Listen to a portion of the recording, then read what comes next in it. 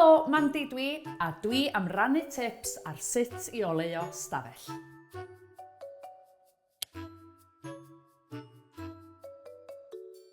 Mae yna 3 peth i feddwl amdan wrth Oleuo Stafell.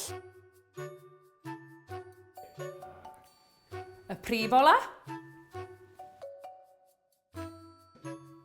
golau amgylchol,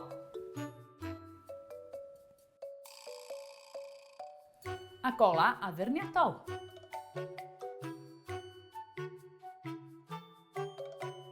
Neu, fel rhain, maen nhw'n addurniadol ac amgylchol.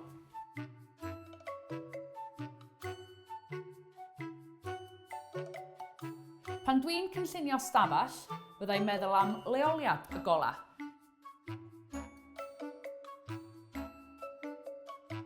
Ydyn nhw'n mynd ar y nenfwd, ar y wal, ar y llawr neu ar arwyneb arall.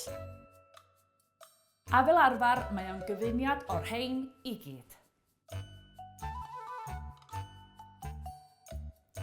Ar ôl ystyried y cyfan, y peth pwysica ydy bod y golau yn ymarferol ac yn gweithio i ti.